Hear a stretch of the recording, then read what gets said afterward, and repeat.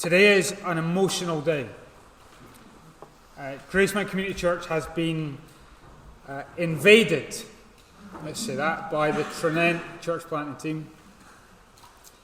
And in many ways, if we're thinking from a purely human perspective, it feels like they're a raiding party stealing 6 of our family.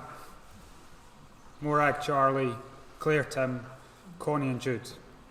Connie and Jude, mostly the most important ones. But we are not here with just a purely human perspective. And the only way that I can compute and cope with the emotions is to remind myself that Gracemount loss is gospel gain.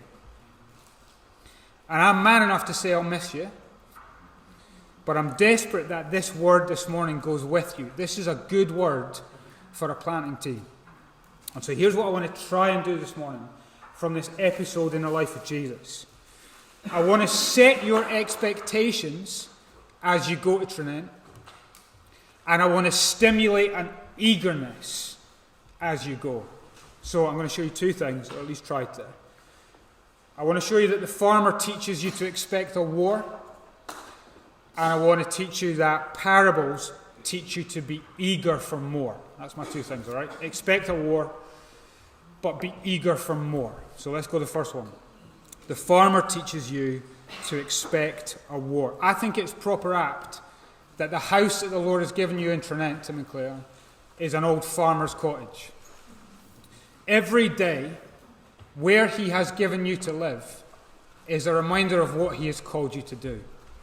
Verses 3 and 4, you are to be like a farmer sowing and scattering seed. That's the picture. And if you look at verse 20, that seed is explained as the Word. It's the Word of God. But it's given a different kind of angle. In verse 11, it's called the secrets of the kingdom of heaven. And in verse 19, it's also referred to the message about the kingdom. That's what the Word is. It is the message about the kingdom of heaven. If you've read through Matthew's Gospel, both John the Baptist and Jesus have been busy scattering this message about the kingdom. Both of them have preached the same thing. Repent, for the kingdom of heaven has come near. The word that you have been given to scatter from a farm cottage in Tranent is a heavenly message. There is a God who reigns. He's sovereign over all the earth. There is a God who rescues. He saves people from their sins. And there is a God who rewards. He stores up blessings in heaven for his people. That's the heavenly message. He's reigning, he's rescuing, and he's rewarding. And Jesus has been taking this heavenly word and scattering it about the towns and villages where he's been. That's your task. To fill the towns and villages with the message of heaven. The Tranent planting team is to scatter and sow heavenly seeds in the fields of Tranent, McMurray, Ormiston, Elphinston, Pencaitland, and beyond. And we do need to be careful about our words here, because words are important. You do need to think about word planting before you speak about church planting. It's a subtle, but it's an important difference. Anyone who lives in this area get that little token from Morton Hall Garden Centre through their door? Free tulips. Anyone go and get them? Just Joy and me. Wow. What a bunch of wasters the rest of you are. Me, Keenan and Ruben and Joy, we went and got ours this week. And we planted them on Thursday. But we did not plant a flower. We planted a bulb. If you want to get a flower in spring, you plant a seed in autumn. The bulb is the seed. The tulip is the flower. Now that's important. You don't plant a church. You plant the word. If you want to get a word if you want to get a church in a few years, you plant the word now. The seed of the church is the word of God. And if you want to get a church established, you need to get this word scattered. You are word planters before you are church planters. And you need to get busy scattering the seed. That's what this farmer does. If you know anything about farming, which I don't, you could legit look at this farmer and go, what a stupid farmer. Who plants seeds on a path and expects to get a harvest? Even I know that. Who plants seed among rocks and thorns and expects to get a decent crop? You can read this and go, what a dingle. What's he doing? But it is a reminder that as you go to Trinent, your task is not to look for good soil in Trinent. You're just to get busy scattering the seed everywhere in Trinent. You're not to go about trying to gauge who will be good soil for this seed. You are just to sow this seed to whoever and to wherever. There's not a member in the community of Trinent that does not need to hear the message of the kingdom of heaven. And so this farmer teaches you to scatter the seed to whoever and to scatter the seed wherever. Good soil or path. Get the seed scattered. So, first couple of lessons. Scatter the seed, whoever and wherever. But let's get to the point. The farmer expects there to be a war. Farming is fighting.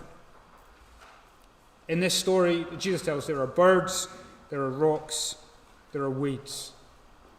The seed that is scattered is stolen, scorched, and suffocated. That's been Jesus' experience all the way through Matthew's Gospel. You would think going and telling people a message about heaven would be really well received. Who doesn't want to go to heaven? And yet, when he has spoken of what is heavenly, he has been met with hostility. There has been a war against the word. The kingdom of heaven has come near, but there is a kingdom that is come near to that is fighting back. Now, the Trinent church planting team, that needs to set your expectations. You are not going to go into Trinent to a fanfare. They're not going to celebrate you coming. There will be no fanfare. But there will be a fight. Jesus says in chapter 12, whoever is not with me is against me. And it is that stark. So as you go in, you're going to want to make your homes there. But because you are members of a heavenly kingdom, you'll never really feel at home there. And yes, you want to go in and get in amongst it and become like the people there. But remember, you may not be liked by the people there. You need to expect a war. That's what the different seeds find when they land in different places. As you guys make it your ambition to scatter the seed, there is already an evil one whose ambition is to steal the seed. And he is your enemy.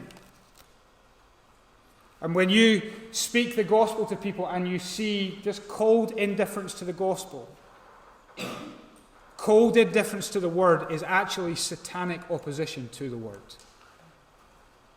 Don't underestimate his growing hatred to what you are trying to grow in Trinent. Expect a war. And as you guys make it a priority to pray for professions of faith in Trinent, there's already people living there who will make it their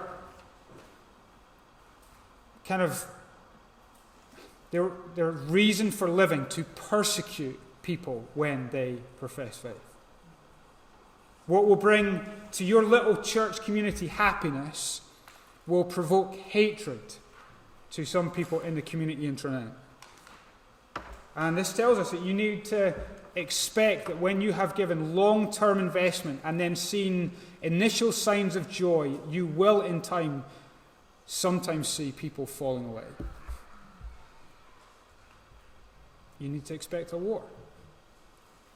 And as you give yourselves to cultivate and to grow the fruitfulness of the word, there will be circumstances that are completely out with your control that will come and try and choke the fruitfulness out of everything that you do. It's interesting that the two things that Jesus focuses on in verse 22 are worries and wealth. Now, in chapter 6, Jesus already put those two things together. He knows that when worry and money become allies, they are often enemies of the word. The worries of life. As we look back over the last 6.5 years of GCC, it sometimes feels like we've exhausted the meaning of the phrase, the worries of life. Marriage breakdown, domestic violence, bereavement, infant death, relapses, sexual abuse, suicide, redundancy, cancer, miscarriages, self-harm, chronic fatigue, depression, fleeing war, fleeing oppressive regimes, the worries of life. And the tragedy is that these worries of life need to find hope in the kingdom of heaven. But too often these worries have been choking the message of the kingdom of heaven. And people have had their life choked out of them by the worries of life. It's a reminder that both worry and money deceive people into avoiding conflict and choosing comfort. And they will choke you and your church planting team of any fruitfulness if they take control. You need to expect a war. And that's been the flow of Matthew's gospel. The opposition is strong.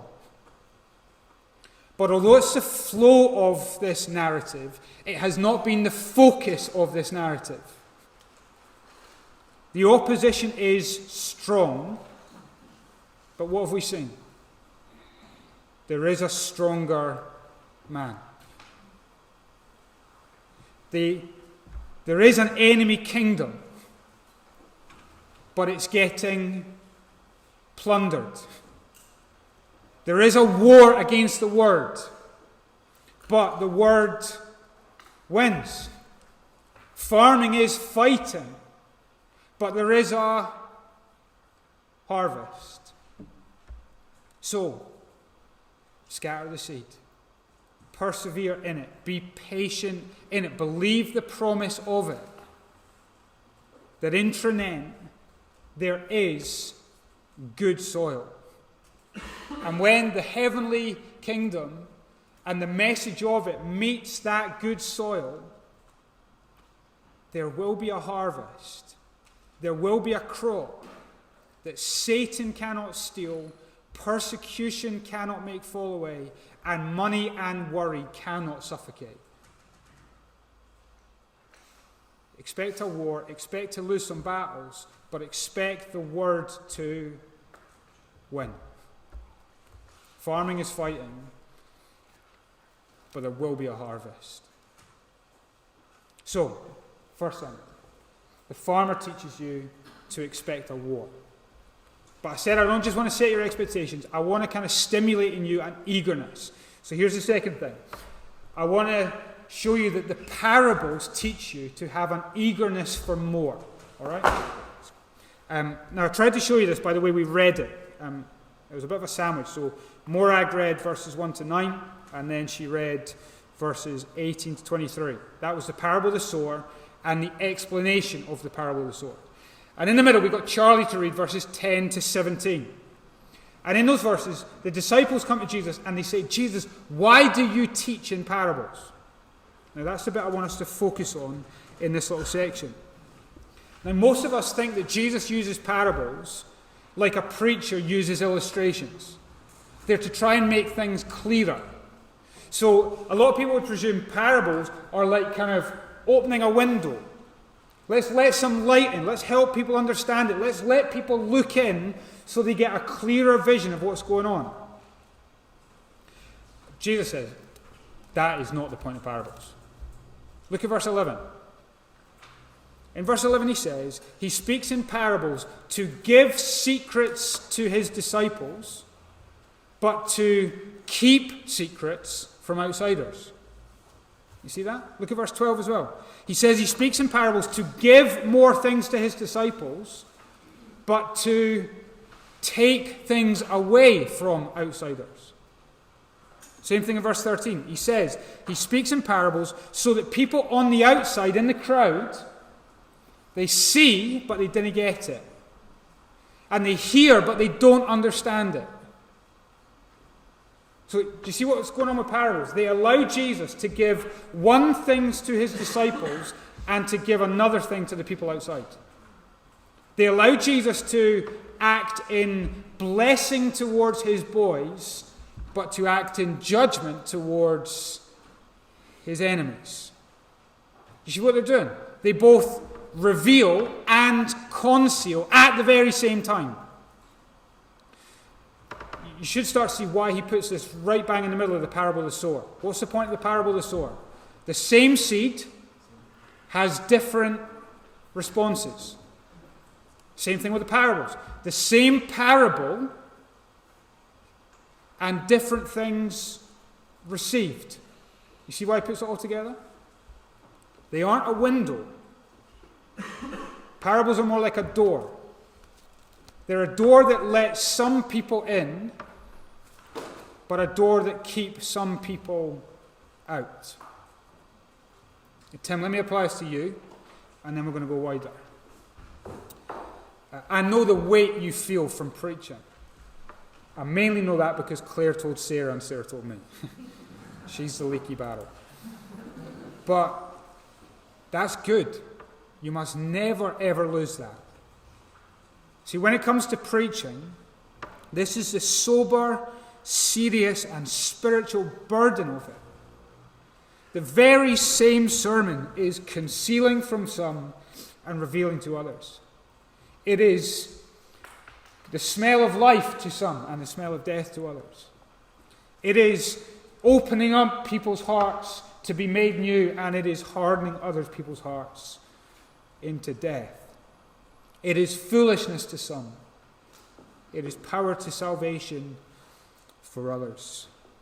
And Tim, you need to trust that your reigning, rescuing, rewarding King will do his thing as you preach. And there will come a temptation. If you ever get a crowd in Trinent like Jesus does in verse 2, the temptation will come to try and please the crowd. But his task is not to please the crowd. His task is to proclaim the kingdom of heaven. And it will always be a door that opens to some and a door that is shut to others. So let me finish by applying this to the people who are on either side of the door. To the people who are on either side of the parable. Okay? So let me speak first to those of you who maybe know that you are on the outside. Jesus wants you to see there is a connection between your ears and your heart.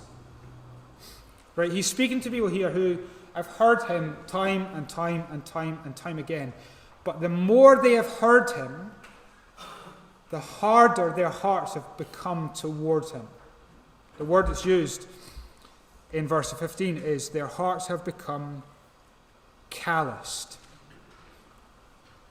If you're on the outside, maybe the truth is that you are hearing Jesus but not really hearing him, because although you hear him with your ears, you don't want to hear him with your heart. It's calloused. It's become hard towards him. And if you know that's you, the only thing I'd love you to try and admit this morning is that a calloused heart is not a healthy heart. To be calloused is to be unfeeling, to be unmoved. And I just want to ask, what if the thing that you're hearing but not hearing is the very thing that your life is desperate to hear? What if the thing that you're seeing but not seeing is the very thing your life needs to see? Maybe your life feels like some of these kind of grounds in the parable of the sower. Maybe it feels like you've just got a very shallow root and you know you're vulnerable to the storms of life. Or maybe it feels like your life has been choked by the promises of things that have deceived you. They promise much, but they've just taken life. Maybe your life just feels like it's full of like busyness and foliage, but there's no real fruit. Or maybe you're just very aware as you get older that your life is like the grass in the field. It is here one day and will soon be gone.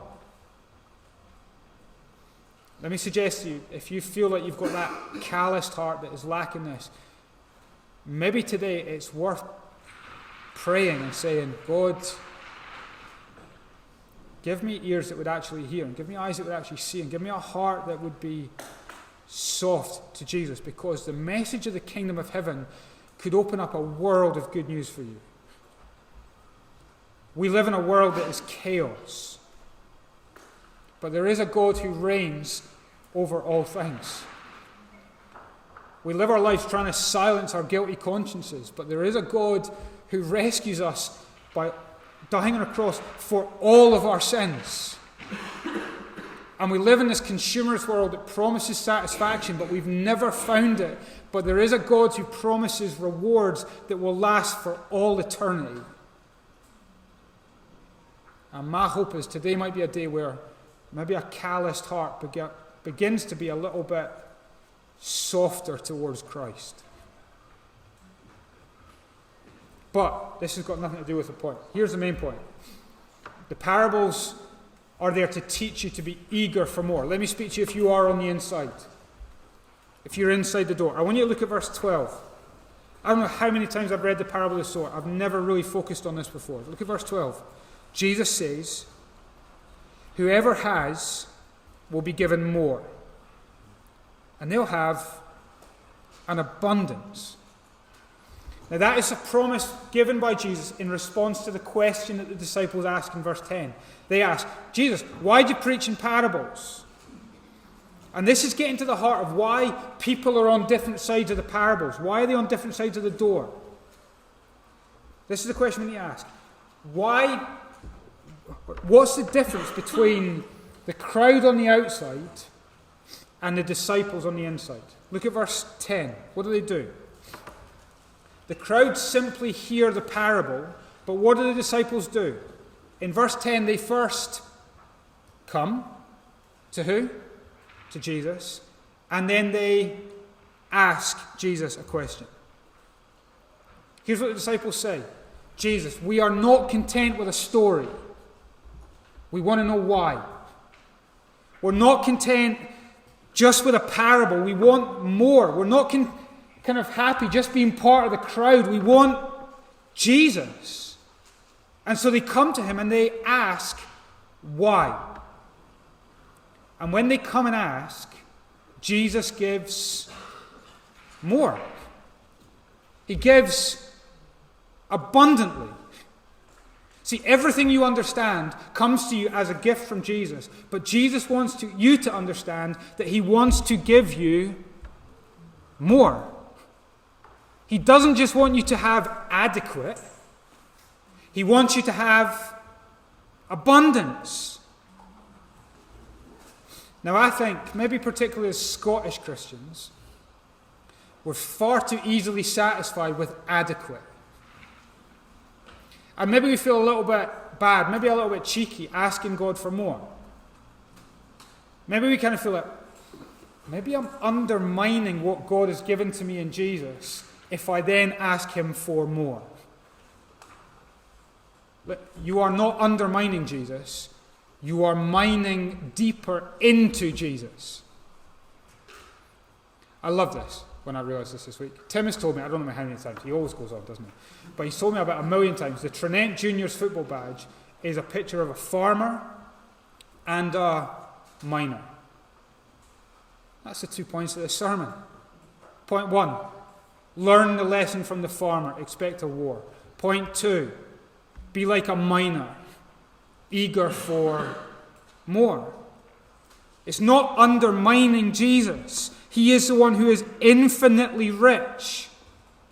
He is infinitely glorious. He is unbelievably generous. The kingdom of heaven is not stingy. He wants you to ask him for more. And I think this is how these 2 points relate. The farmer and the miner. Perseverance in the war will come through asking Jesus for more. I hope that this promise will be massive for you guys as a planting team over the next few years. It is very easy, and I speak from experience. And it's very tempting in the early days of planting to focus on what you are having to give up. We're leaving a church and giving up a church we loved. We're giving up a house that was better. We're giving up friends and relationships that were close. Please use this verse to change the focus in your head from what I am giving up to focus on what Jesus promises he will give. Whoever has will be given more, and they will have an abundance. Never stop coming to Jesus. Never stop asking Jesus why. Never stop badgering him for more of what he loves to give. I think that's what you've been looking at as a planting team. You've been doing the Lord's Prayer. Your kingdom come. Jesus, we want, we need, we long for more. Don't just be like the crowd. Come to Jesus and ask him like the disciples. And I think there will be so many times over the next few years you will need to pray prayers like this. Jesus, I am poor in spirit. Bless me with the moreness of the kingdom of heaven. Jesus, I am mourning. Please give me more of your comfort. Jesus, I am hungering and thirsting for righteousness in a world that seems devoid of it. Please give me more. Jesus, I'm being battered, persecuted, and insulted for being a Christian. Please give me more of these heavenly rewards. Jesus, I'm trying to live this secret life of praying and giving and fasting before my Father who sees what is done in secret. Give me more of a sight of him who sees me. Jesus, I'm tempted to try and store up treasures in heaven, treasures on earth. Please convince me and help my heart to know that he has more for me in heaven. Jesus, I'm worried. Help me to seek more of your kingdom and to know that he'll give me more than what I need. Or maybe just, Jesus, I am weary in the war against the word. I'm sick of all this seed being stolen and scorched and suffocated. Give me more of your patience to wait for the harvest. I need more. See, here's the point. The harvest that comes from sowing the seed of the word may not just be more people added to your team. It may be more of Jesus in you. 30, 60, even 100-fold. Are you eager for more? More of Christ. If we think, let's go 6 years into the future, because that's how old GCC is. It could get to a point that the Trinent Church planting team is sick and fed up. Maybe people from the planting team have already left. Maybe there's not much visible sign of a harvest. 6 years is a long time. If you have mined deeper into Christ and you have more of him, even if there's no visible harvest, that's not wasted time. It's not in vain. But if you've been faithful scattering the seed in Trinent for 6 years, that means that there is 6 years' worth of unseen heavenly potential in Trinent that you might just need to wait for. Farming is not just war, it is waiting. And rarely does sowing immediately followed by reaping. And so to finish, I just want to say, don't become weary in doing good. Don't become weary in scattering the seed, because at the proper time, you will reap a harvest if you do not give up. Learn from the farmer, expect the war. Learn from the parables, be eager for more. And both in Gracemont and Trinent, let's get busy scattering the seed to whoever and to wherever.